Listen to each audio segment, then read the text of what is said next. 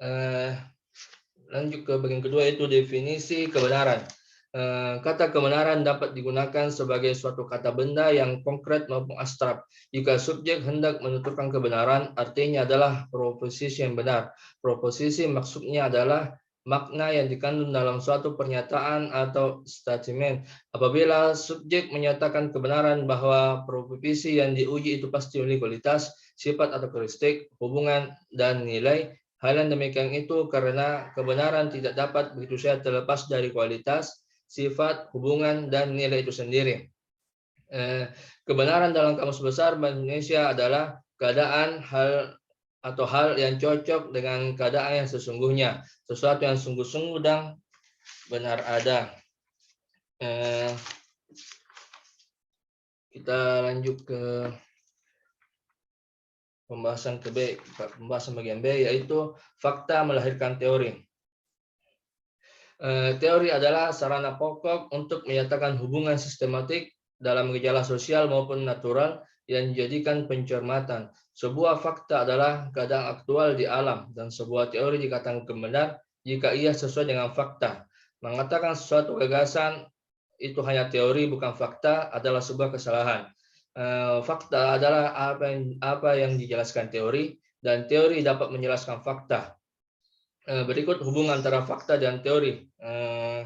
Yang pertama, fakta memprakarsai teori. Teori terdapat berbagai fakta yang kita jumpai secara ya. Yang mana kau baca ini? Yang B ini fakta melahirkan teori, belum dibaca apa? Sebentar saya baca ini, Bro. Fakta itu kan teori toh? Ya. Coba diulangi. Kamu jelaskan ulang bagian B. B. Fakta melahirkan teori. Teori adalah sarana pokok untuk menyatakan hubungan sistematik dalam gejala sosial maupun natural yang dijadikan pencermatan. Sebuah fakta adalah keadaan aktual di alam, dan sebuah teori dikatakan benar jika ia sesuai dengan fakta. Mengatakan suatu gagasan itu hanya teori, bukan fakta, adalah sebuah kesalahan. Fakta adalah apa yang dijelaskan teori, dan teori dapat menjelaskan sebuah fakta. Berikut hubungan fakta dan teori. Yang pertama, fakta memprakarsai teori. Yang kedua, fakta memformulasikan kembali teori yang ada. Dan ketiga, fakta memberi jalan untuk mengubah teori. Bagian C, teori sebagai tahap untuk sebuah kebenaran. Sebelum mencapai kebenaran yang berupa pernyataan dengan pendekatan teori ilmiah, akan lebih baik jika kita mengetahui terlebih dahulu apa itu logis dan rasional, sebagaimana yang diungkapkan oleh Ahmad Tafsir sebagai berikut. Yang pertama, yang logis yaitu yang masuk akal, dan yang kedua, yang logis itu mencakup yang rasional dan yang suprarasional. Yang ketiga, rasional ialah yang masuk akal dan yang sesuai dengan hukum alam. Yang keempat, yang supranasional ialah yang masuk akal sekalipun tidak sesuai dengan hukum alam. Yang kelima, istilah logis boleh dipakai dalam pengertian rasional atau dalam pengertian suprarasional.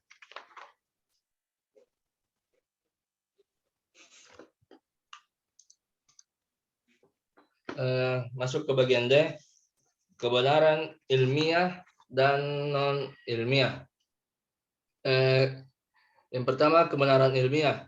Kebenaran ilmiah adalah kebenaran yang diperoleh secara mendalam berdasarkan proses penelitian dan penalaran logika ilmiah. Kebenaran ilmiah bersifat relatif, artinya kandungan kebenaran ilmiah dapat direvisi dan diperkaya oleh hasil penemuan yang paling mutakhir.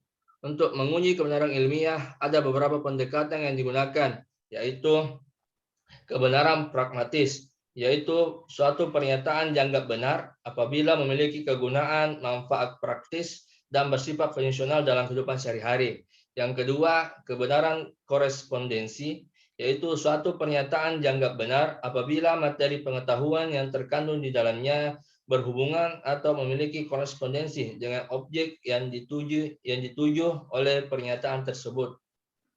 Yang ketiga, kebenaran koherensi. Kebenaran koherensi yaitu pernyataan dianggap benar apabila konsisten dan memiliki koherensi dengan pernyataan sebelumnya yang dianggap benar.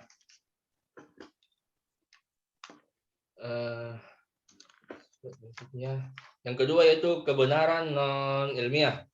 Kebenaran non-ilmiah adalah kebenaran yang berbeda dengan kebenaran ilmiah yang diperoleh berdasarkan penalaran logika.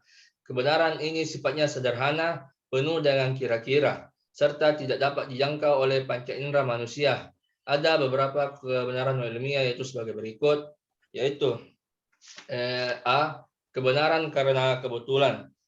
Kebenaran karena kebetulan adalah penemuan yang berlangsung tanpa disengaja. Penemuan yang secara kebetulan ini banyak yang berguna walaupun ternyata tidak dengan cara yang ilmiah. Yang kedua, kebenaran karena trial dan error. Kebenaran karena trial dan error adalah kebenaran ini terjadi tanpa adanya kepastian akan berhasil atau tidak berhasil dalam mencari kebenaran. Bersifat spekulatif, memerlukan waktu yang sangat lama, tidak terarah dan tidak diketahui tujuannya. Hal ini tidak dapat diterima sebagai cara ilmiah dalam menganggap kebenaran. Yang ketiga, kebenaran karena kewibawaan adalah kebenaran yang diterima karena pengaruh kewibawaan seseorang. Misalnya orang-orang yang mempunyai kedudukan dan kekuasaan sering diterima sebagai kebenaran meskipun pendapat itu tidak didasarkan pada pembuktian ilmiah. Yang keempat, kebenaran spekulasi adalah kebenaran karena adanya pertimbangan meskipun kurang dipikirkan secara matang. Yang kelima, kebenaran karena akal sehat, yaitu pengetahuan seperti ini memiliki inti kebenaran yang bersifat subjektif, artinya amat terikat pada subjek yang mengenal. Yang keenam, kebenaran karena agama dan wahyu adalah kebenaran mutlak dari Allah Subhanahu wa taala dan Rasul-Nya.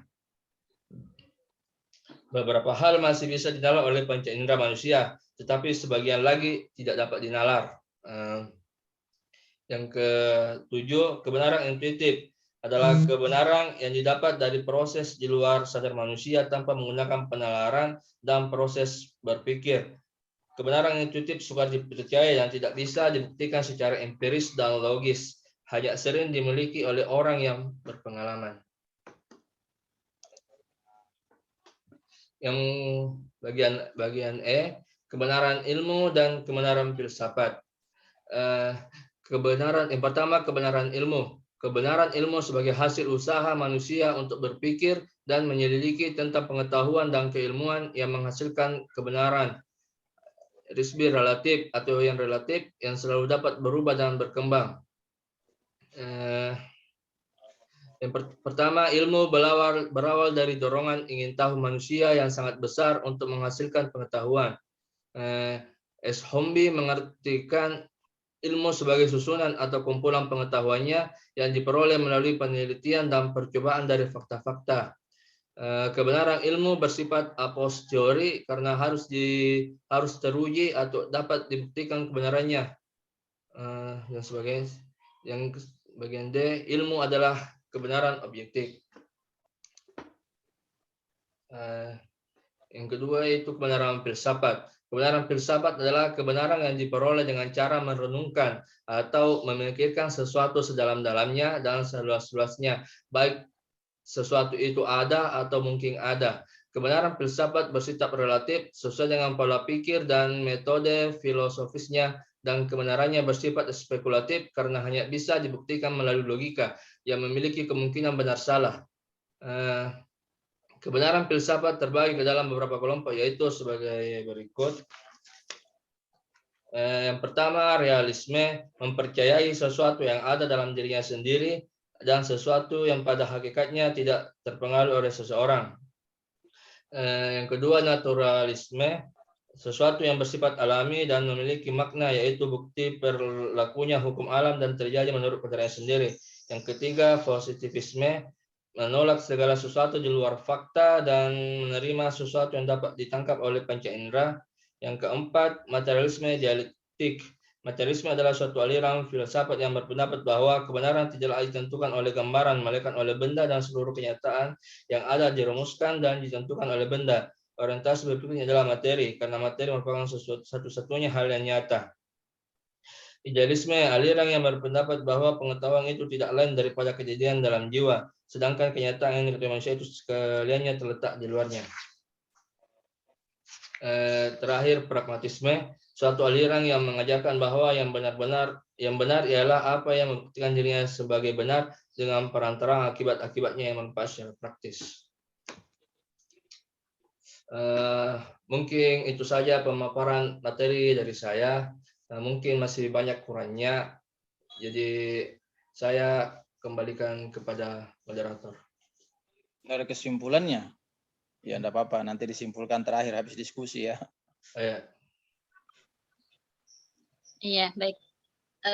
Ya Masya Allah, Alhamdulillah sudah dipaparkan yang materi kita. Ada 5 poin, yaitu tentang fakta dan kebenaran, kemudian bagaimana fakta melahirkan teori, ya kemudian tentang teori itu sebagai tahap kebenaran, kemudian kebenaran ada 2, yaitu ilmiah dan non ilmiah. Sudah disebutkan tadi seperti apa bentuk-bentuk kebenaran ilmiah dan juga kebenaran non ilmiah. Kemudian yang terakhir pembahasannya tentang ya kebenaran ilmu dan filsafat. Ya seperti apa kebenaran ilmu dan juga kebenaran filsafat ini yang tadi disebutkan terbentuk 6 kelompok ya. Untuk sesi pertama ini insya Allah kami buka kesempatan kepada teman-teman yang ingin menanyakan. Ya kami buka 3 pertanyaan. Silahkan yang punya pertanyaan raise hand.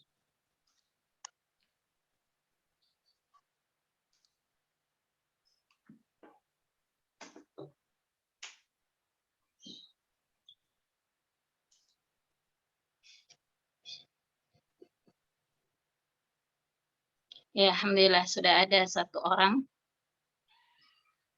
Kita langsung saja mungkin mengefisienkan waktu yang ada.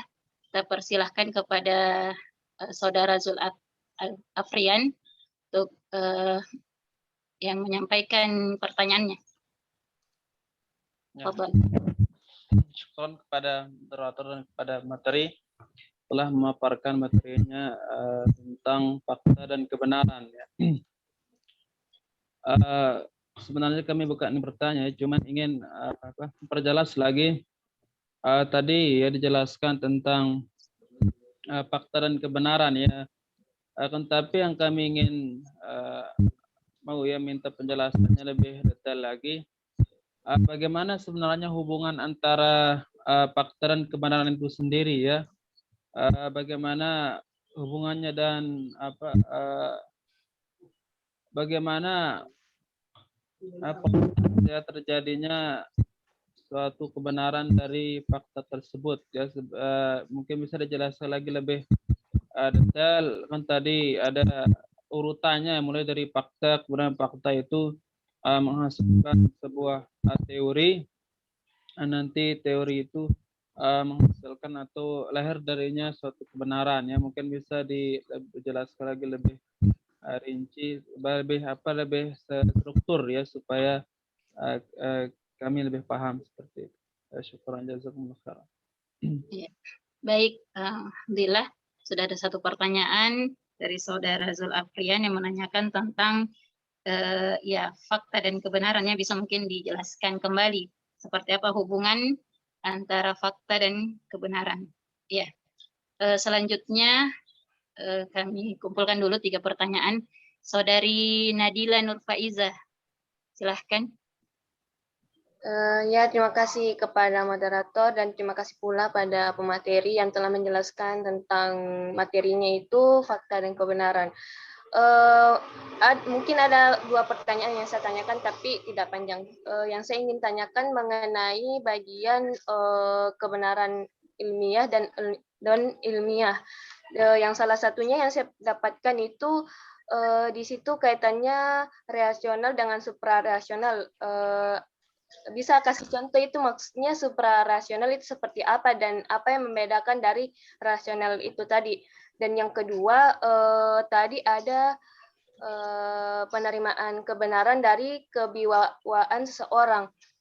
Apakah ada syarat-syarat tertentu yang menerima kebenaran itu dari wibawa dari seseorang itu?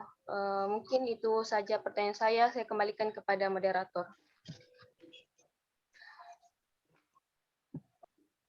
Iya, baik. Alhamdulillah jelas ya pertanyaan kedua. Ya tentang kebenaran ilmiah dan non ilmiah ya yang ada contoh di sini rasional dan superrasional. Ya diminta diberikan penjelasan berupa contoh dan ya untuk lebih melihat perbedaan antara keduanya. Kemudian juga tentang penerimaan kebenaran dari kebiwaan seseorang ya sebutkan ya syarat-syaratnya ya yang sehingga kebenaran ini bisa diterima. Iya. Selanjutnya pertanyaan ketiga, silahkan Amirullah.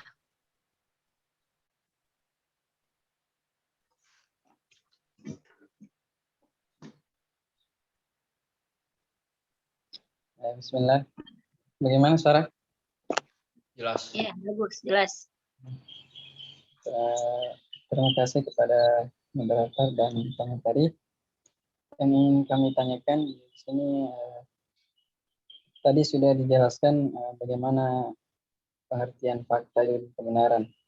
Tapi menurut kami pribadi fakta sama kebenaran itu ya persis sama lah 11-12. Yang ingin kami tanyakan nih apa perbedaan yang spesifik ya, antara fakta dan kebenaran yang mungkin jelas pertanyaan. Terima kasih. Iya, jelas ya. Hampir sama dengan pertanyaan Saudara Zul Afrian tadi tentang menanyakan hubungannya. Kalau ini ya lebih spesifik terhadap perbedaan antara ya fakta dan kebenaran. Ya, alhamdulillah kita sudah punya 3 pertanyaan. Ya semoga pemakalah atau pemateri sudah mempersiapkan jawabannya. Ya, waktu dan kesempatan kami berikan kepada pemateri. Fadhal. Oke. Untuk pertanyaan pertama, iya, silakan. Sebelumnya saya mengucapkan terima kasih kepada penanya dan juga moderator yang telah mengarahkan. Yang pertama itu pertanyaan tentang hubungan fakta dan kebenaran. Benar itu tak? Benar itu? Iya, betul. Hubungan dan fakta kebenaran.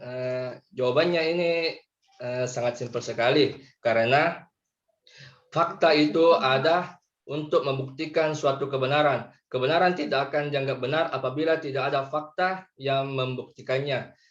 Seperti yang ada di makalah, di situ terdapat 2 kebenaran, yaitu kebenaran ilmu dan kebenaran filsafat. Kebenaran ilmu itu bersumber dari rasio dan penelitian. Di sini saya akan menjelaskan dalam kebenaran ilmu pengetahuan. Untuk mencapai kebenaran itu orang membutuhkan fakta. Jadi orang terlebih dahulu mengajukan suatu permasalahan dan untuk menjawab permasalahan itu maka disusunlah kerangka teori yang bermuara pada hipotesis sementara yang disebut hipotesa. Lalu hipotesa tersebut dilakukan pengujian. Dari hasil pengujian itu kita simpulkan bahwa itu kebenaran atau tidak berdasarkan dari fakta. Apabila hipotesa tersebut tidak mempunyai fakta, maka hipotesa tersebut tidak bisa dianggap kebenaran. Sedangkan sebaliknya, apabila hipotesa itu tidak mempunyai fakta, maka hipotesa itu tidak akan dianggap sebagai kebenaran. Jadi intinya di sini hubungan kebenaran dan filsafat yaitu hubungan antara fakta dan kebenaran, yaitu fakta ada untuk membenarkan bahwa itu benar, kebenaran itu membenarkan kebenaran itu, membuktikan kebenaran itu benar. Kembali ke moderator dulu. Iya, Masya Allah. Saya kira jelas, jawabannya jelas. Kami kembalikan kepada penanya. Oh ya, berarti secara singkatnya kebenaran itu hasil dari fakta seperti itu ya? Apa? Salah? Seperti itu? Putus-putus. Kebenaran hasil dari fakta. Kebenaran itu berarti hasil dari fakta tersebut ya? Iya. Kebenaran itu adalah hasil dari fakta. Karena sesuatu tidak akan dianggap benar apabila tidak ada fakta yang membuktikan. Berarti harus ada fakta ya? Ya. Bukti fakta sama saja. Iya. Bagaimana, saudara penanya?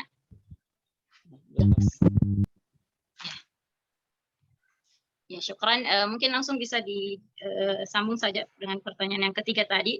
Ya, apa perbedaannya? Apakah memang ada perbedaannya? Iya, bisa dijelaskan. Perbedaan fakta dan kebenaran. Sepengetahuan saya, kebenaran itu bersifat relatif. Maksudnya, apa yang kita anggap benar belum tentu dianggap benar oleh orang lain, dan sedangkan yang dianggap benar oleh belum tentu kita anggap benar. Sedangkan fakta itu, karena fakta itu sudah ada bukti nyata, otomatis fakta itu disepakati oleh banyak orang atau dianggap benar oleh kebanyakan orang. Jadi saya kira di situ letak perbedaannya fakta. Karena kebenaran itu belum tentu diterima oleh kebanyakan orang. Sedangkan fakta itu sudah jelas terbukti dan diterima oleh banyak orang. Iya. Cukup jawabannya? Iya, itu saja. Iya, Masya Allah. Kami serahkan kembali ke penanya tadi. Ya, pertanyaan yang ketiga ya, Saudara Amirullah. Puas dengan jawabannya? Diterima ya? Iya. Ya, ya. Alhamdulillah. Ya, selanjutnya pertanyaan tadi yang tersisa, pertanyaan yang kedua tentang pertanyaan dari saudari Nadila. Contoh untuk membedakan antara kebenaran rasional dan suprarasional.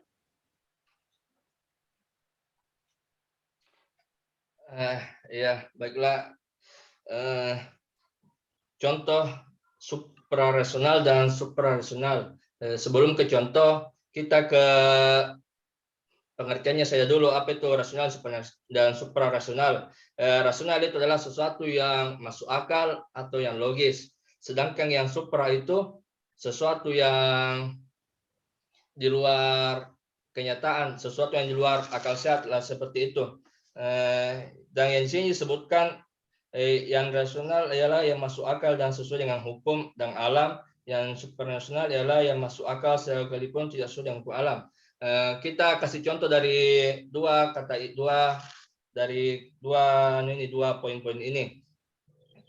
Yang pertama yaitu rasional yang masuk akal dan sesuai dengan hukum alam. Misalnya di sini kita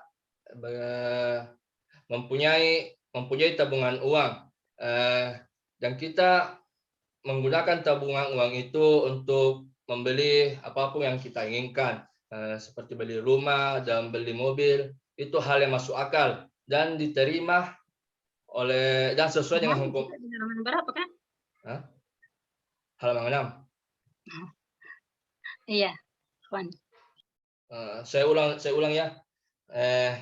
Ada di halaman 6 itu ada 2 poin. Yang pertama yang rasional ialah yang masuk akal dan yang sesuai dengan hukum alam. Dan yang kedua yang suprarasional ialah yang masuk akal tetapi tidak sesuai dengan hukum alam. Kita kasih contoh dari 2 poin ini. Yang pertama contoh dari rasional yang masuk akal dan sesuai dengan hukum alam, yaitu seperti yang sebutkan tadi, apabila kita mempunyai uang, kita menggunakan uang itu untuk membeli apapun yang kita inginkan, seperti rumah, mobil. Itu hal yang masuk akal dan sesuai dengan hukum alam. Sedangkan contoh yang suprarasional, tapi itu masuk akal, tetapi tidak sesuai dengan hukum alam. Contohnya itu seperti di sini kita tidak menggunakan lagi, tidak mengutamakan lagi namanya uang, tetapi kita mengutamakan tabungan pahala. Di sini kita menganggap apabila kita mempunyai banyak tabungan pahala, kita bisa mendapatkan apapun yang kita inginkan bisa dikabulkan dengan mendapatkan dengan semua tabungan pahala yang kita miliki. Hal itu bisa diterima, bisa masuk akal, tetapi tidak sesuai dengan hukum alam. Saya kira itu contoh dari suprarasional dan rasional. Apakah jelas? Iya, bagaimana saudara penanya? Jelas contohnya? Ya sudah jelas, tapi masih kurang lagi pertanyaannya yang satunya. Oh, Iya.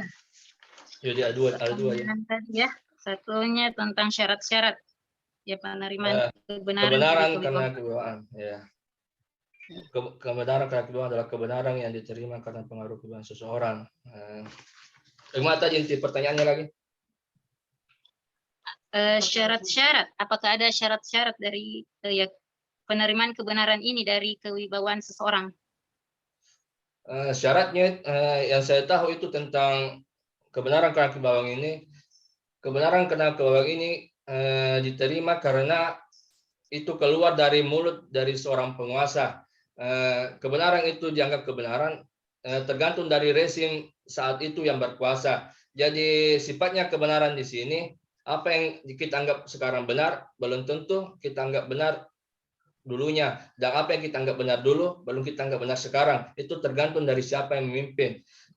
Kita bisa ambil contoh dari zaman Romawi kuno dulu, di mana situ kaisarnya penganut Katolik dan yang membuat di situ gerejanya yang mengeluarkan kebenaran. Semua kebenaran tergantung dari apa yang dikatakan gereja.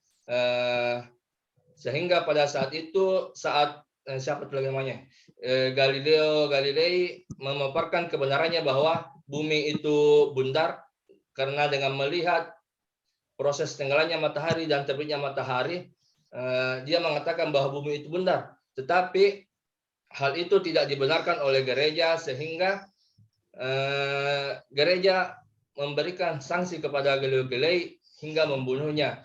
Jadi yang saya kira syarat dari kewibawaan ini adalah sesuatu yang hanya bisa dikeluarkan oleh siapa yang memimpin saat itu atau siapa yang berkuasa. Saya kira itu saja. Kembali ke moderator. Iya.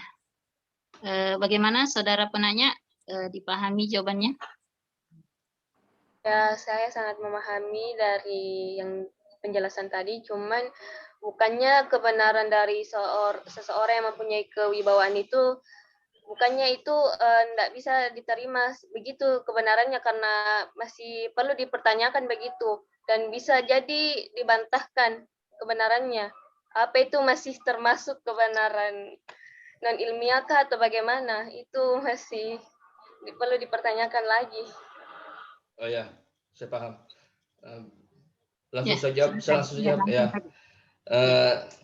Kebenaran kewibawaan ini sudah tidak termasuk ilmiah karena apa yang dikatakan tidak bisa terbukti secara ilmiah. Karena ini juga belum tentu benar karena yang dikatakan pemimpin itu apa yang dianggap benar. Dan saya kira di zaman sekarang sudah kurang sekali yang kebenaran dari hal yang itu. Mungkin yang tersisa cuma ada di Korea Utara. Sedangkan Indonesia, apa yang dikatakan pemimpin sudah tidak terlalu dianggap kebenaran oleh masyarakat Indonesia. Kita ambil contoh kemarin saat Kiai Maruf Amin mengatakan cukup makan 2 biji pisang, itu cukup untuk mengganti seporsi nasi. Andai orang dulu yang benarkan itu, pasti mereka akan menganggapnya kebenaran. Tetapi orang yang hidup sekarang malah hanya mengolok-ngoloknya di video TikTok dan sebagainya. Jadi saya kira itu definisi kebenaran karena kewibawaan. Iya. Jadi di sini memang ya kebenaran karena kewibawaan ini masuk kepada kebenaran non ilmiah ya. Iya. Tidak bisa dibuktikan. Iya, Ya, silahkan. Bagaimana Saudari Nadila, puas dengan jawabannya? Ya masih kurang sebenarnya, tapi ya mungkin bisa dijelaskan oleh Prof. Mungkin itu selanjutnya mengenai ini. Itu saja. Terima kasih. Ya, insya Allah nanti kita lihat waktu di sesi akhir kesempatan untuk Prof. Ya, alhamdulillah, artinya sudah terjawab 3 pertanyaan sesi pertama ini. Alhamdulillah. Yang selanjutnya kita buka sesi kedua. Tafadhalna, tafadhal. Ada yang ingin menanyakan?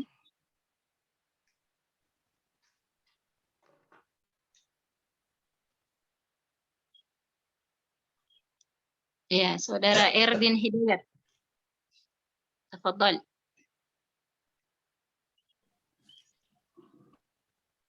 Oke, baik, bismillah. Sebagaimana apa yang dipaparkan tadi oleh pemateri,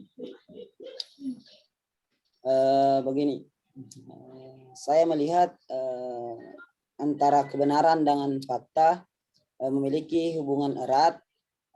Cuma di sisi lain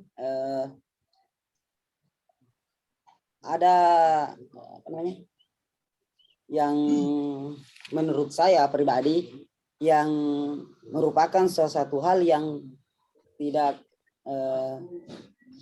apa namanya, tidak ketemu antara kebenaran dan fakta. Nah, berangkat dari situ saya ingin bertanya kepada pemateri bagaimana ilmu pengetahuan ataupun filsafat memandang kebenaran itu yang faktanya tidak bisa ditempuh oleh jalur empirisme ataupun hanya menggunakan pendekatan rasionalisme.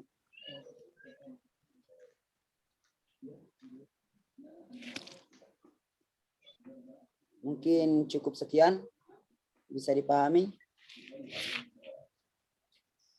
Tadi pertanyaannya bagaimana? Ya, jelas. Pak? Oh, jelas ya? Ya. Ya, silakan langsung saja dijawab. Sudah kumpul dulu. Baiklah. Oh iya. Tidak apa-apa, dikumpul dulu ya. Afwan, saya lupa. Iya, ada pertanyaan yang kedua?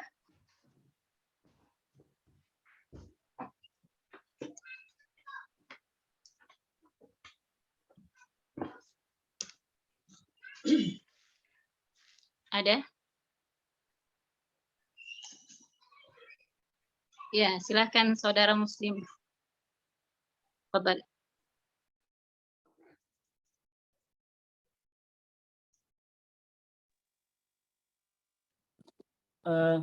Suara kami jelas? Jelas. Mungkin agak mirip dari apa yang disampaikan tadi penanya Ukhti Nur Fadilah mengenai kebenaran non ilmiah. Ya. Kalau menurut kami dari poin-poin yang ada di sini, kebenaran karena kebetulan, kemudian kebenaran karena trial dan error, karena kewibawaan dan seterusnya. Dan sempat juga tadi pemateri sampaikan misalnya terkait kebenaran karena kewibawaan, wibawa, bisa jadi orang-orang yang punya wibawa menyampaikan sesuatu, ternyata itu bukan sebuah kebenaran.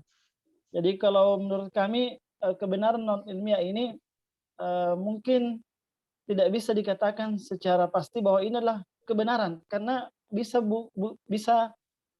dia bisa berupa hal yang tidak benar, ya kan? Termasuk misalnya kebenaran spekulasi, hanya bagian B, kan hanya spekulasi, jadi bisa jadi spekulasinya benar, bisa juga salah. Jadi mungkin pertanyaan kami, apakah kebenaran non ilmiah ini sudah cocok mungkin dari sisi judulnya, atau mungkin kita katakan kebenaran non ilmiah ini kebenaran yang relatif. Nah, seperti itu. Karena kalau kita katakan kebenaran non ilmiah berarti sudah benar, atau kita katakan kebenaran yang relatif, bisa benar bisa tidak. Yang kedua, ada masalah dua ini ya. Mungkin bisa dijelaskan sedikit karena kami agak masih belum terlalu paham ini di contoh-contoh menurut fakta menurut Ismaun. Fakta menurut Ismaun, di situ ada bagian B, ada fenomenologik, itu terbagi dua, ada yang menjurus ke arah teori korespondensi, dan yang kedua ada bagian B,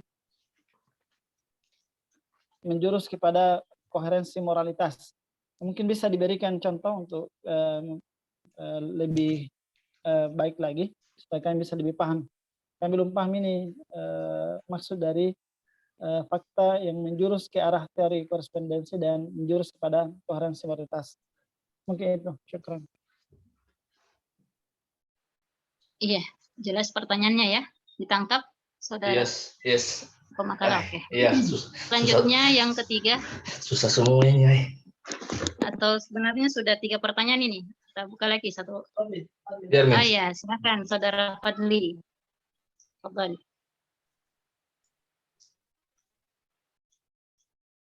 Ya, tapi daripada saya tidak bertanya tuh lebih baik saya bertanya. Apa perbedaannya benar dan betul?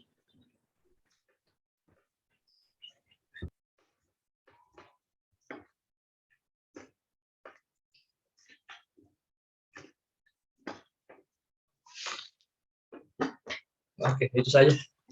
Itu saja mungkin. Itu saja, singkat, padat, dan jelas. Syukran jazakumullah khairan. Iya. Ya, alhamdulillah. Ya, kita sudah mendapatkan 3 pertanyaan untuk sesi kedua ini. Silahkan kepada pemateri untuk menjawab dari pertanyaan yang paling mudah atau ya kita kasih berurut saja. Ya, berurut saja. Ya, berurut saja ya. Dari pertanyaan pertama tadi dari Saudara Erdin Hidayat. Iya, langsung saja yang sesuai pemahaman. Pertanyaan dari Saudara Erdin Hidayat itu fakta dan kebenaran memiliki hubungan erat, tapi terkadang kebenaran itu tidak sesuai dengan fakta. Jadi bagaimana pandangan ilmu pengetahuan dan filsafat tentang hal ini?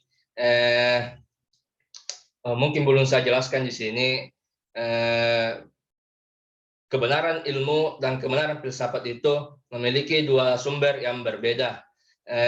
Kebenaran ilmu bersumber dari rasio dan fakta, sedangkan filsafat bersumber dari rasio dan intuisi, bukan dari fakta. Jadi bagaimana sih nih kebenaran memiliki hubungan erat? Jadi kebenaran itu sesuatu yang benar tidak selamanya harus sesuai dengan fakta, karena terdapat juga di makalah ini dijelaskan fakta yang kebenaran non ilmiah, karena kebenaran non ilmiah itu situ tidak membutuhkan fakta.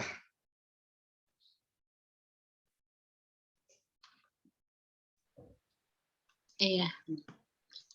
Mungkin kurang jelas mungkin jadi. Ya, kami kembalikan kepada penanya bagaimana apakah penjelasannya sudah dipahami. Jadi baik, begini, karena kan ini kebenaran bersifat relatif, makanya kami meminta apakah yang dimaksud, bagaimanakah itu kebenaran menurut filsafat maupun ilmu pengetahuan. Karena kan tidak semua hal atau objek itu bisa diketahui atau bisa dibenarkan tanpa melalui proses proses awal, mau itu secara empirisme maupun rasionalisme. Nah, dan juga tadi dijabarkan oleh pemateri bahwasanya kebenaran istilahnya begini, bagaimanakah apakah ada barometer yang dijadikan sebagai alat untuk bagaimana mengukur kebenaran itu, karena kan ini kebenaran relatif. Nah, tergantung faktanya. Ketika faktanya itu ada atau secara empirisme dia bisa terbukti keadaannya, maka dianggap benar. Lantas bagaimana jika sesuatu hal yang tidak bisa diindrai atau tidak bisa ditentukan melalui pendekatan empirisme, hanya bisa melakukan pendekatan rasionalisme. Anggaplah kayak contoh satu hal yang goib kan tidak bisa melalui pendekatan empirisme karena satu hal yang tidak objektif begitu, tidak bisa diindrai. Lantas bagaimana ilmu pengetahuan maupun filsafat mengetahui kebenaran itu, apa yang menjadi barometer begitu? Iya. Oke. Saya akan mencoba menjawab. Sebagaimana saya ketahui, kebenaran dalam ilmu itu seseorang harus membutuhkan sebuah fakta untuk membuktikan suatu kebenaran. Tetapi apabila tidak ada fakta, tetapi hal itu dianggap benar, itu pastinya berasal dari filsafat. Karena filsafat itu menentukan kebenaran berdasarkan dari pemikiran yang dipikirkan sedalam-dalamnya. Saya kira saya bisa kasih contoh apa yang dianggap kebenaran tetapi tidak memiliki fakta. Contohnya itu alam semesta. Ilmu pengetahuan itu hanya membahas sekilas apa yang ada di alam semesta dan apa fenomena di alam semesta, tetapi tidak membahas tentang bagaimana tercipta itu alam semesta dan bagaimana apakah itu diciptakan atau jadi sendiri, karena tidak ada fakta yang bisa membuktikan hal tersebut. Jadi disinilah masuk filsafat. Filsafat itu memikirkan secara sedalam-dalamnya, walaupun terkadang filsafat itu berbeda-beda pendapat, tetapi dari pemikiran sedalam-dalamnya dari orang yang diketahui berilmu, dari situlah kita bisa mengetahui bahwa planet alam semesta itu diciptakan. Dan itu belum tentu benar, karena tidak ada buktinya. Jadi apabila filsafat dan ilmu tidak bisa membuktikan kebenaran itu, kita masuk lagi ke kebenaran agama. Disinilah dibuktikan kebenarannya.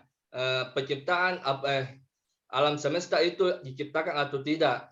Jadi apabila filsafat itu mengambil kesimpulan bahwa alam semesta itu diciptakan, pasti muncul lagi pertanyaan, siapa yang menciptakannya? Disitulah masuk agama. Karena agama itu sumbernya dari wahyu. Jadi apa yang datang dari wahyu itu sesuatu yang mutlak, dianggap benar. Iya. Kami perjelas saja tadi pertanyaannya itu tentang apakah ada barometer ya, tolak ukur untuk menentukan kebenaran filsafat mungkin ya, yang dimaksud di sini yang tidak secara jalur rasional, bukan secara empiris. Ya, apakah ada atau gimana? Kan tadi dijelaskan cuma sumbernya ya, sumbernya. Setiap kebenaran itu berbeda-beda pengukurannya. Kalau ilmu itu dinilai dari faktanya. Apabila tidak ada fakta, tidak bisa dianggap benar. Sedangkan filsafat itu dinilai dari hasil pemikiran yang ditempuh sedalam-dalamnya. Disitulah ditemukan kebenaran. Tapi itu kebenaran belum tentu benar atau belum tentu juga salah. Karena itu hanya hasil pemikiran. Itulah pemikiran dari filsafat. Saya kira itu barometer pengukuran dari kebenaran dari kota tersebut. Sedangkan agama itu dari wahyunya Tuhan. Itu barometer keukurannya dari kebenaran. Oke. Iya, alhamdulillah jelas ya. Bagaimana saudara penanya? Sedikit. Begini, kan tadi di pemateri mengambil contoh proses bagaimana proses penciptaan alam semesta. Nah, kan ada dua versi. Versi religiusnya kan secara agama bahwasanya alam semesta ini diciptakan oleh Allah Subhanahu wa taala. Kan begitu selesai dan kita yakin itu. Dan kita anggap itu benar. Ya. Nah, cuma kan dalam beberapa teori yang lain, baik itu di perspektif barat, bahwasanya alam semesta ini tercipta dengan sendirinya. Makanya muncullah teori yang disebut sebagai teori Big Bang. Teori Big Bang ini dianggap benar oleh orang-orang yang menganut orang yang mempelajari filsafat begitu. Cuma kan ini posisinya antara apa yang menjadi perspektif agama dan apa yang menjadi perspektif barat itu sama-sama kebenaran menurut masing-masing. Nah, pertanyaannya apa yang menjadi barometer sehingga antara kebenaran agama yang dimunculkan oleh agama dan apa yang menjadi dan antara kebenaran yang dimunculkan oleh agama dan yang dimunculkan oleh filsafat barat gitu. Oke. Ketika ada barometer yang menyamakan keduanya, kan semuanya ini berbicara tentang ilmu pengetahuan. Tidak mungkin Al-Quran menjelaskan tentang proses penciptaan alam semesta tanpa dipelajari oleh Rasulullah saat menyampaikan, pasti dipelajari oleh orang-orang terdahulu begitu. Oke. Makanya saya tanyakan apa yang menjadi barometer sehingga kebenaran itu disebut sebagai kebenaran. Oke. Yang pertama-tama sih kita perlu ketahui bahwa kebenaran itu relatif. Apa yang kita anggap benar belum tentu dianggap benar oleh orang yang di sana, dan apa yang dianggap benar orang di sana belum tentu kita anggap benar. Seperti yang saya sebutkan contohnya tadi, dalam penciptaan semesta tidak bisa dijelaskan dalam ilmu, maka datanglah filsafat yang datang menjelaskannya. Dan saya juga tadi menyebutkan di situ, dalam filsafat itu bisa muncul dua kebenaran. Apakah bumi itu jadi sendiri atau tidak jadi sendiri? Mungkin orang barat mengambil kesimpulan yang tidak jadi sendiri itu. Sedangkan untuk kita mengambil dari contoh yang jadi sendiri. Saya kira itu yang masuk dari pertanyaannya. Atau masih ada tambahan? Ya, masih mau ditambahkan?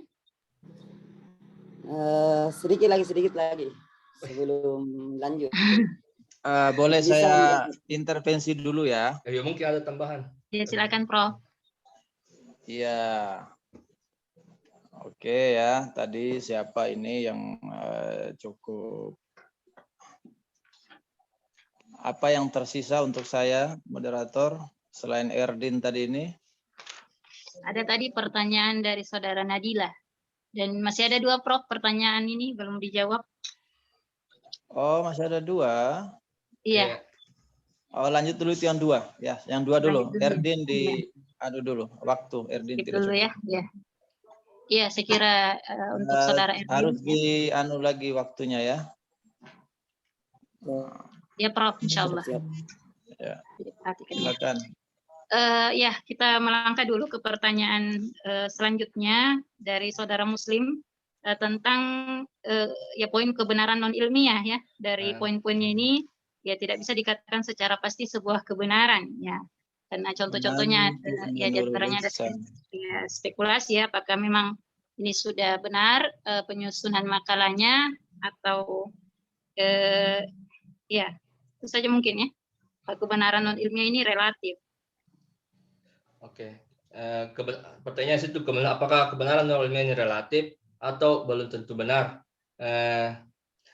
Sepengetahuan saya tentang kebenaran non ilmiah, kebenaran non ilmiah ini sesuatu yang tidak bisa dibuktikan faktanya, dan kebenaran non ilmiah ini belum tentu benar dan juga bisa jadi benar karena kita ambil beberapa contoh kebenaran karena kebetulan. Jelas-jelas ini namanya kebetulan. Kebetulan itu belum tentu benar dan belum tentu salah. Kita ambil contohnya yang kebetulan, yang menjadi kebenaran sampai sekarang, yaitu waktu siapa itu yang temukan gravitasi? Newton. Waktu Newton menemukan teori tentang gravitasi itu, dia hanya melihat buah apel yang jatuh dari pohon. Itu hanya kebetulan. Belum tentu diketahui benarnya atau tidak, tetapi terbukti sampai sekarang itu benar. Jadi saya kira kebenaran non ilmiah ini belum tentu benar dan juga bisa jadi salah. Itu saja. Ya, lanjut, Iya. lanjut. Bagaimana Saudara Muslim? Ya, kalau memang sudah seperti itu, bisa kemungkinan benar dan salah, ya sudah jelas.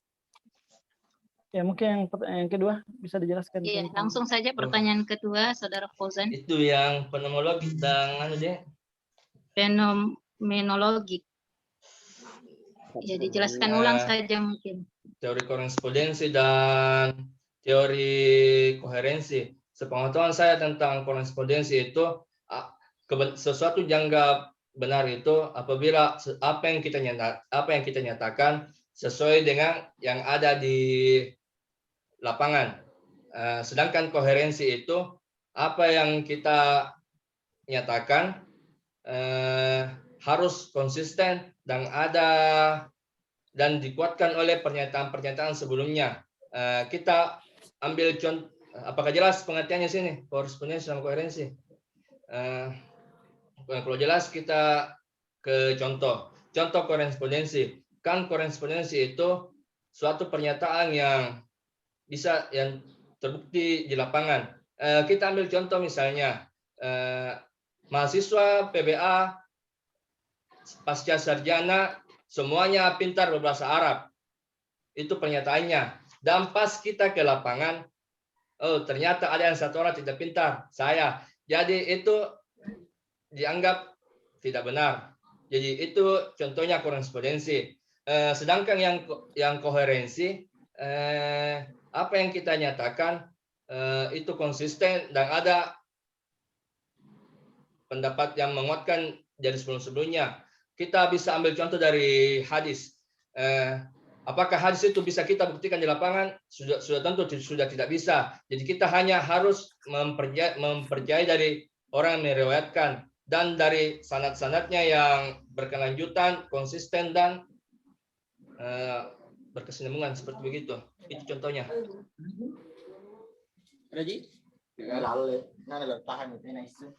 Ya, saya kembalikan kepada saudara Muslim. Ya, mungkin nanti bisa diberikan dari Prof tambahan jawaban. Namanya sendiri. Baik. Iya. Karena waktu kita ya terbatas. Ya, pertanyaan terakhir dari saudara Fadli, silakan. Masih ada lagi? Apa perbedaan antara betul dan benar? Perbedaan betul dan benar. Kita ubah sedikit bahasanya. Kebenaran dan kebetulan. Dari itu saja sudah bisa kita simpulkan bahwa itu sumbernya berbeda ya. Kalau yang kebenaran itu sesuatu yang bisa dibuktikan kebenarannya. Sedangkan kalau kebetulan sesuatu yang benarnya itu tidak disengaja atau datang sendiri benarnya. Saya kira seperti itu. Kalau simpelnya. Susah memang. Ya, jelas ya. Masya Allah. Silakan saudara Fadli menanggapi. Benar. Benar, Masya Allah. Benar. Oke. Ya, alhamdulillah. Sudah puas ya dengan jawabannya. Ya, sudah selesai semua pertanyaan untuk sesi kedua ini. Dan ya waktu kita yang tersisa 20 menit ya. Ya dari jadwal. Ya, ada yang mau ditanyakan kembali atau kita cukupkan untuk sementara kita berikan kepada Prof. Ya, saya dulu deh ya. Ya, silakan. Saya sudah sampaikan tadi kita lebih cepat selesainya biar persiapan puasa sambil belajar mandiri ya. Ya, Prof. Kalau saya Hasriana, nanti kamu yang tutup ya. Saya mau ikuti yang Fadli bilang tadi itu, benar juga ya makalah ini tadi. Jadi tadi sudah disampaikan apa itu fakta, apa itu kebenaran, kemudian fakta dalam pandangan positivisme, fakta dalam pandangan fenomenologi, kemudian kebenaran sudah dijelaskan juga, apa itu kebenaran, kebenaran korespondensi, kebenaran koherensi, kebenaran pragmatisme, kemudian tadi ada kebenaran ilmu, kebenaran filsafat. Tolong itu, jangan lupa ini, nanti saya tanya-tanya itu semuanya itu. Nah, untuk pemakalah ini saya ingin nanti kamu coba dicek-cek lagi ya. Saya baca makalahnya memang kamu mengutip Ismun itu, saya tidak tahu itu Ismun itu siapa ya. Karena di referensinya juga tidak ada bukunya Ismun ya. Ada itu bukunya Sabri, bukunya Amsal, ada bukunya tim dosen filsafat. Itu perlu kamu pastikan itu dia filosof apa tidak. Cek nama itu sebelum kamu tulis Ismun itu siapa, filosof apa siapa. Kan kita S2 ini. Jangan sampai Ismun itu anak SMA di Palopo yang posting tulisan di Facebook. Kau kutiplah itu anak S2, kutip anak SMA. Nah, ini hanya bercanda, tapi maksud saya itu. Jadi sama dengan kita kalau menulis hadis itu, tiba-tiba kamu menulis hadis di apa namanya itu, dibaca bukunya, tiba-tiba lah bukunya Haryanto. Apa bicara hadis Haryanto? Tapi kalau dibilang hadis sudah dibilang Bukhari, Muslim, itu sudah sahih itu. Sama dengan filsafat. Siapa tokoh-tokohnya itu?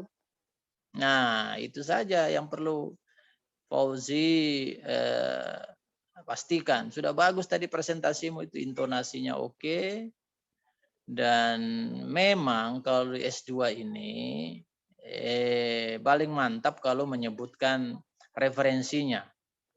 Kalau hanya menyebut sejauh pengetahuan saya, itu ya kalau saya masukkan penilaian, ini nilainya ini belum sempurna gitu.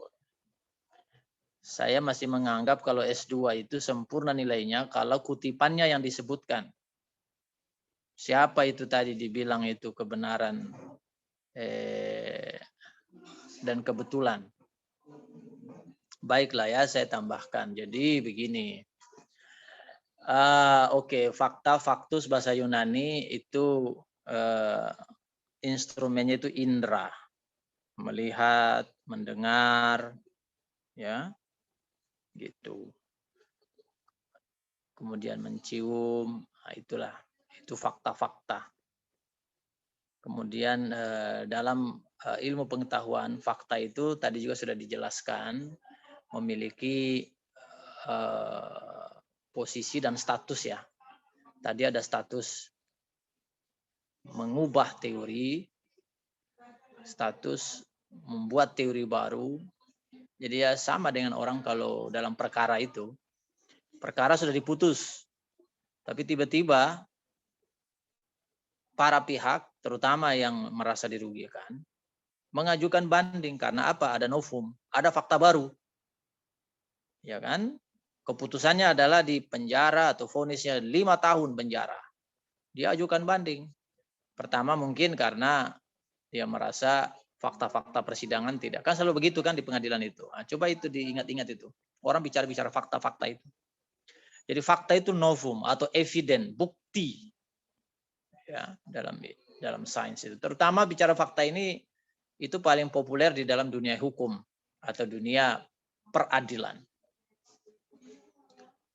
Selain dia mengajukan keberatan karena fakta-fakta tidak di cover oleh hakim pemutus atau majelis hakim, dan kadang-kadang memang hakim juga berbeda pendapat kan. Ada hakim yang mengatakan keberatan ya, atau dissenting opinion ya. Ya, kan sering begitu karena pembacaan fakta yang berbeda. Atau selain fakta yang sudah diajukan di persidangan, itu juga ada namanya novum baru atau fakta baru. Nah, inilah tadi yang disebutkan oleh Fauzan bahwa fakta itu bisa merubah teori, bisa merubah keputusan. Fakta barunya apa? Ya, kita bayangkanlah dalam dunia peradilan. Seperti itu. Dan ini tidak juga hanya berlaku di ilmu pengetahuan, di agama juga. Nah, ini tadi yang saya mau bilang ke Fauzan itu bahwa tidak benar itu urutannya adalah pertama ilmu mencari teori tentang alam. Nah, dia hanya bisa tadi ya cerita konstruksinya Fauzan begitu. Konstruksi tentang teorisasi atau pandangan-pandangan tentang alam semesta. Ilmu pengetahuan hanya melihat fakta-fakta, tapi tidak melihat siapa pencipta atau pikiran-pikiran yang lebih mendalam. Maka itu masuk filsafat. Lalu filsafat juga menjelaskan terdalam, tetapi tidak bisa dibuktikan. Maka masuk agama. Nah, di agama dibuktikan. Justru keliru, bukan begitu modelnya itu. Bangunan penjelasan tidak seperti itu. Filsafat juga itu Anda harus tahu Ada aliran rasionalisme, ada aliran empirisme, ada aliran intuisionalisme. Yang empirisme itu justru mengandalkan fakta. Yang rasio mengandalkan rasio. Intuisi mengandalkan rasa. Dalam filsafat juga itu seperti Aristoteles, Socrates, Plato. Itu yang saya maksudkan bahwa perlu kita pakai itu pakar-pakarnya gitu. Nah, itu saja kekurangannya Fauzan tadi itu. Jadi ya, filsafat itu ya untuk memperkuat perspektif saja gitu kan. Karena filsafat itu ada kritis, ada spekulatif tadi itu kan ya. Yang kritis itu artinya apa? Kritis itu artinya dia selalu menanyakan ya. Kemudian kalau spekulatif dia melampaui fakta gitu loh. Kalau hujan itu dalam teori sains ya sudah, hujan itu proses kimia gini. Tapi apa itu hujan? Dari mana? Untuk apa hujan? Nah, inilah spekulatif. Itu filsafat. Artinya melampaui. Dia metafisik. Dari mana hujan? Dan agama juga sama. Jadi sebenarnya ada titik temu di situ. Jangan juga menempatkan agama itu nanti sebagai pembukti terakhir. Enggak. Agama juga tuh. Justru agama kalau kita belajar sejarah filsafat Islam, itu para filosof muslim seperti Al-Kindi, Ar-Razi, ya bagi yang sudah belajar filsafat yang agak agak banyak itu mereka terbantu oleh filsafat itu. Jadi nanti terbongkar itu pandangan atau pemikiran Islam ketika filsafat Yunani masuk. Gitu. Jadi sebetulnya tiga-tiganya ini sesungguhnya memang ada perbedaan. Perbedaannya di mana? Di titik berangkat saja. Agama berangkat dari keyakinan, sains berangkat dari fakta, kalau filsafat berangkat dari keraguan atau keingintahuan. Tapi mereka berjalan kemana? Mereka berjalan kepada pencarian, kepuasan, kebahagiaan atau kebenaran itu. Jadi pada titik tujuan, titik kembalinya sama. Jadi seringkali memang orang lalu melihat filsafat itu, ini filsafat ini haram. Filsafat itu tidak sesuai dengan agama karena orang berhenti pada titik berangkat. Karena hanya melihat, wah itu filsafat kan ragu. Nanti kalau dia di agama dia ragu-ragu dulu. Nah, itu soal metode saja. Nah, itulah sebabnya saya bilang tadi itu saya selalu senang itu kasih tahu mahasiswa baca itu 4 buku yang saya pernah bilang itu. Buku sejarah, filsafat Yunani kuno ya, yang Muhammad Hatta itu alam pikiran Yunani, kemudian masuk ke di Yunani itu ada 2, ada Yunani mitos, ada Yunani logos ya. Mitos itu adalah memang Yunani yang percaya kepada mitos-mitos atau mistik-mistik. Wah itu 6 abad itu, bayangkan itu coba. Nah ini sebenarnya filsafat orang belajar filsafat di semester yang S1 ya, yang belajar ilmu filsafat, pengantar filsafat. Tapi kalau kita tidak belajar itu juga ya begini nanti jadinya. Kita membuat satu simplifikasi seperti ini. Tidak salah juga kalau memang dia mengatakan bahwa aduh saya tidak tahu ya di kelas ini atau kelas mana kemarin ada yang mengatakan saya belum belajar filsafat ini Pak. Ya tidak bisa dipaksa juga, ya sudahlah. Ya saya tinggal mengatakan ya udah baca-baca banyak sedikit. Oke, jadi soal kebenaran itu tadi, kebenaran apa itu korespondensi, koherensi dan pragmatis. Yang korespondensi ya sudah jelas ya. Itu sudah lama itu loh. Itu sebenarnya teori kebenaran paling klasik di filsafat itu korespondensi. Itu mulai dari Thales itu kalau Anda baca juga itu sejarah filsafat. Dia mengatakan alam itu dari air gitu. Kenapa dari air? Karena dia melihat air ini yang paling dominan. Itu kan korespondensi bahwa teorinya itu sesuai dengan berkorespondensi dengan fakta yang ada. Thales itu bicara begitu karena dia lihat air dan dia tinggal di tepi laut. Nah, itu juga itu. Dan sering berlayar ke Mesir dia. Di Mesir dia melihat orang Mesir itu dia melihat terutama yang tinggal di pinggir Sungai Nil. Wah, ini Sungai Nil ini betul-betul menjadi vital bagi orang masyarakat. Jadi dia argumentasinya begitu. Berarti memang air ini betul-betul menjadi ya katakanlah menjadi ini penguasa ini. Kalau tidak ada air, dia tidak ada hidup ini. Dia udah simpulkan aja sudah bahwa alam itu air, begitu. Logis kan dia itu. Dan itu empirik. Itu namanya korespondensi. Ya, yang diterangkan lagi oleh Aristoteles, oleh Plato, itu realisme ya. Artinya selalu melihat yang realisme itu. Nah, cuman problemnya kemudian ya, apakah fakta itu atau yang kita sebut sebagai objek yang dikorespondensikan dengan teori itu, apakah dia objektif atau subjektif, kan begitu. Nah, ini nih filsafat ini sudah dibuatkan satu definisi, tapi dia tanya lagi, dia itu subjektif apa objektif? Maksudnya adalah, oke, dia adalah berkorespondensi dengan air. Nah, air ini siapa yang mengatakan air? Kalau saya yang bilang air, berarti itu kan subjektif. Apa bedanya saya mengatakan yang lain? Karena itu kan juga dari saya. Itu menariknya itu dialog para filosof itu. Sehingga memang filsafat itu menjadi sebuah ilmu yang mencari kebenaran yang nuansanya itu nuansa hikmah ya, atau bijak gitu. Orang yang mengatakan harus objektif itu adalah orang-orang yang kemudian ya istilahnya membangun suatu aliran baru ya, namanya aliran intuisionalisme, atau aliran itu di era posmo sekarang itu ya. Harus melepaskan diri dari subjek-subjek. Atau kita tahu kalau kita belajar filsafat itu dia mula-mula membunuh kebenaran filsafat modern itu. Atau dia sebut, kita bunuh dulu Tuhan, baru kita bisa menemukan kebenaran. Itu kan ada Nietzsche di situ ya, Friedrich Nietzsche itu. Nah, ini juga yang seringkali filsafat itu dituduh sebagai melumpuhkan agama karena dibunuh Tuhan. Padahal kalau dibaca secara lengkap bukan Tuhan. Orang mereka juga tidak mengatakan Allah atau apa ya. Itu kan Tuhan yang maksud itu adalah Tuhan yang di era modern itu, era ada yang mengatakan kebenaran itu ada rasionalisme, akal ya. Ada yang mengatakan kebenaran itu empirisme, itu fakta-fakta tadi itu. Ada yang mengatakan kritisisme, itu perdebatannya panjang itu. Para filosof Rene Descartes, Spinoza, Leibniz, melawan John Locke, ya, David Hume, sampai ke sekarang kita bicara tadi pragmatisme itu ya, William James ya di Amerika Serikat. Jadi ada objek-objeknya itu, jadi tidak, kalau tadi Fauzan mengatakan menurut saya, bukan saya lagi, itu sudah pernah terjadi itu. Yang pragmatis itu di Amerika Serikat. Nah, itu kalau kita baca lebih banyak lagi, tahu? Yang fakta korespondensi itu ya dimulai dari Yunani tadi ya, terutama di pra abad pertengahan.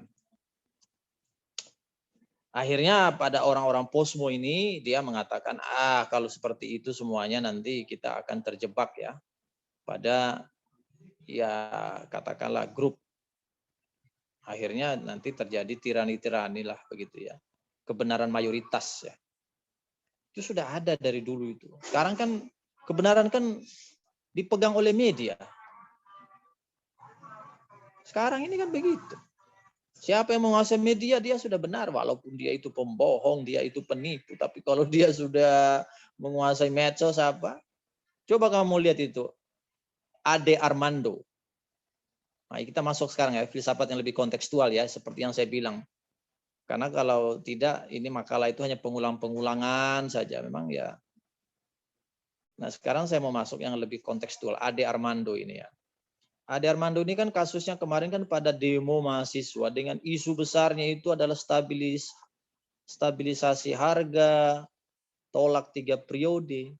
Menjadi tenggelam itu isu itu dengan apa? Dengan Ade Armando dikeroyok. Medsos, jagat medsos sekarang dikuasai oleh Ade Armando yang dipukul, ditelanjangi, tinggal celana dalam, ditendang pantatnya. Jadi itulah kebenaran hari ini. Tidak ada teori korespondensi, koherensi. Sekarang mungkin lebih ke pragmatis. Lebih kepada fungsi. Teori William James sekarang yang di Amerika Serikat. Udah lama juga itu. Anda mau jadi bupati, tidak peduli Anda itu seorang barbarian. Itu kamu tahu nggak kasus yang di Sumatera itu. Dia bikin penjara atau bikin apa namanya itu, tempat kerangkeng manusia itu. Wow, kok orang hidup di zaman modern begini kok bikin kerangkeng ya. Bupati itu yang ditangkap kan, perangin-angin itu. Itu kan zaman barbar itu, zaman Kublai Khan itu di Mongol dulu itu. Tapi ternyata karena medsos dulu dia di kampanye bupati, orang tidak tahu itu di belakang. Yang tahu adalah fotonya. Sama dengan hari ini kita puasa. Dulu kita puasa itu sebelum kita puasa, sebelum berbuka puasa, apa yang terdengar? Yang terdengar adalah Nashhadu an la ilaha illallah wa nastaghfirullah. Nas'aluka ridhaka wal jannah wa na'udzubika min sakhatika wan nar. Itu istighfar sebelum orang berbuka. Sekarang apa? Wah, assalamualaikum warahmatullahi wabarakatuh. Kami kepala dinas ini, kami partai ini, kami. Itu yang ada sekarang menjelang buka puasa. Akhirnya pesannya bukan pesan istighfar, pesan apa, tapi pesan kampanye. Nah, ini dunia era hari ini. Nah, itulah yang diprotes oleh filosof atau abad posmo itu, yang tadi dia katakan, lepaskan kebenaran itu dari simbol, tanda, atau rasionalisme, empirisme apa. Biarkan dia berbicara sendiri. Nah, itu jargonnya itu, posmo itu lebih liberal memang ya, lebih kritis dia. Oh, kebenaran itu sesuai dengan kondisi. Nah, makanya itu fenomenologi ya, semiotika, bahasa itu yang paling dominan dalam era posmo. Karena dia lebih mengucapkan dirinya sendiri. Kamu nanti kalau bikin tesis ya hati-hati membeli metode ya, metode yang begini-begini nih harus. Apakah bisa kamu mengambil topik yang fenomenologis itu? Ya kan? Yaitu mengucapkan kebenaran secara berlapis, ya kan begitu. Jadi pertanyaannya di situ ya, soal korespondensi itu, soal fakta itu apakah subjektif atau objektif gitu. Kemudian kalau koherensi, saya kira ini tidak terlalu problematik ya, karena bahasanya sudah jelas, yaitu kebenaran yang adanya konsistensi ya antara pernyataan dengan teori-teori sebelumnya gitu. Ya tinggal dikonfirmasi saja gitu kan. Demikian juga kebenaran pragmatis ya. Itu kebenaran berdasarkan fungsi. Kalau sudah ada fungsi ya, ada manfaatnya, itu sudah mengandung kebenaran. Saudara, itu semuanya relatif ya dan akan berubah, berkembang terus. Ya di era Covid ini kan semua berubah. Semua berubah hari ini. Agama juga ya, ritual agama ya, bukan agama yang berubah. Ritual agama berubah. Ada hadis yang mengatakan bahwa kita harus lebih rapat safnya. Datang Covid. Harus jarak. Mana hadisnya itu jarak saf? Tidak ada kan? Hanya orang memakai maqasidus syariah. Tujuan syariat itu apa? Melindungi diri dan jiwa. Itu aja dipakai. Jadi memang apa namanya itu? Pikiran-pikiran agama memang terbuka terus untuk ditafsirkan begitu. Terbuka terus. Nah, termasuk Fauzan, ini nanti coba ya kalau ada waktu lah ya dicari-cari itu. Tadi kan menyebut-nyebut agama itu begini. Nah, itu coba dicari itunya. Baca lagi lah ayatkah atau apa tadi itu ya. Dalam Islam juga itu namanya teori kejadian alam itu memang semuanya dari Allah Subhanahu wa taala, tetapi itu teori-teori tentang kejadian 6 masa, 6 waktu dan lain sebagainya itu ada. Sinyal-sinyal itu ada. Jadi agama itu sebetulnya juga ada pembicaraan tentang fakta. Kalau membaca bukunya Komarudin Hidayat, agama atau Al-Quran itu dia tidak berbicara satu hal yang datang secara original dari langit. Kalau kita bilang agama atau Al-Quran itu dari Lauhul Mahfuz ya. Dia ayat-ayat itu tidak datang dari langit, misalnya Jibril datang membawa ayat mana lagi dia ambil satu ayat bawa ke Rasulullah. Tidak. Tapi ayat-ayat itu sebetulnya respon terhadap kejadian di dunia. Ya contohnya ya Al-Quran itu kan isinya juga ada cerita tentang Fir'aun, Qarun, cerita tentang Luqman, cerita tentang ya sejarah-sejarah di dunia, cerita Yusuf.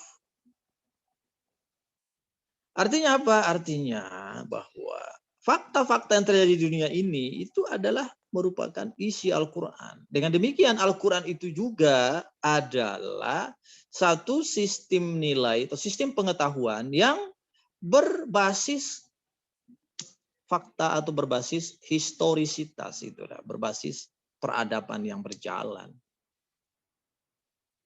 Jadi kalau disebut-sebut bahwa agama dari yakin, tidak boleh kita mau tanya-tanya lagi, sudah yakin saja. Ya, yakin itu ya memang pakai akal gitu, karena dia ceritanya hal yang terjadi gitu kan. Cerita Nabi Musa, cerita Nabi Ibrahim, Nabi Yusuf, ya. Cerita macam-macam kan cerita itu. Selain cerita memang hal-hal yang gaib ya, yang qat'i, yang memang sudah pasti, yang zonni, yang masih terbuka untuk ditafsirkan. Nah, ini menarik, ini sebetulnya ini ya, kuliah filsafat ilmu ini, dan sore hari ini tadi sudah muncul satu ya katakanlah diskusi yang sangat produktif, sangat hidup. Nah, nanti Fauzan kalau ada waktu bisa dibaca lagi, kalau mau di-share lagi di grup, ya di grup, tapi kalau tidak ya sudah untuk pengetahuan saja ya. Terima kasih semuanya, selamat menunaikan ibadah puasa, sehat, bahagia semuanya. Saya kembalikan ke Hasriana. Saya sudah absen, semuanya hadir ini ya. Iya, Prof. Oke. Semua. Oke, baik Fauzan, selamat. Saya kembalikan ke Hasriana. Atau Fauzan mau memberikan dulu kata penutup atau kesimpulan, silakan. Kalau tidak, langsung ke Hasriana. Langsung Bagaimana, saja, Prof. Saudara Fauzan? Langsung Cukup ya? saja. Iya, cukup. Oke, langsung saja. Oke. Ya, alhamdulillah. Ya, alhamdulillah kita memuji Allah Subhanahu wa taala atas ya selesainya diskusi kita hari ini, belajar kita hari ini. Kita banyak-banyak berdoa ya di penghujung hari Jumat ya. Doa-doa kita mustajab insyaallah. Allahumma arinal haqqa haqqa warzuqna ijtinabah wa arinal batila batilan warzuqna ijtinabah. Allahumma faqihna fid din, Allahumma inna nas'aluka ilman nafi'an wa rizqan thayyiban wa amalan mutaqabbala ya rabbal alamin. Kita tutup sama-sama majelis kita dengan baca doa kafaratul majelis. Subhanakallahumma wa bihamdik. Subhanakallahumma bihamdik. Asyhadu la ilaha illa anta astaghfiruka wa atubu ilaik. Assalamualaikum warahmatullahi wabarakatuh. Waalaikumsalam warahmatullahi wabarakatuh. Saya live duluan ya. Waalaikumsalam warahmatullahi wabarakatuh. Selamat berbuka puasa, teman-teman. Sehat-sehat selalu, Pak. Sama-sama. Oh.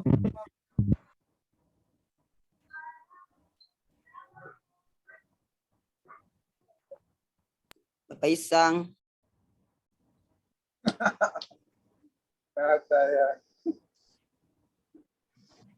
Udah puasa kok Isang?